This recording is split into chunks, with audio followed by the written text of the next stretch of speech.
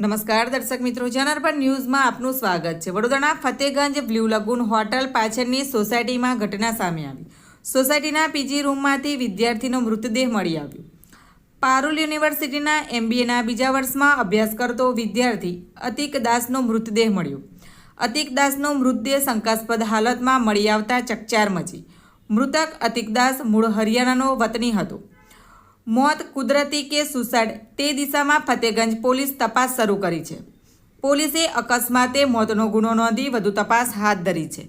Bureau report, જનાર્પણ news. આવા જ નવા સમાચાર જોવા માટે જોડાઈને રહો જનાર્પણ ન્યૂઝ સાથે। અમારી ચેનલને લાઇક કરો, શેર કરો, સબસ્ક્રાઇબ કરો। ધન્યવાદ।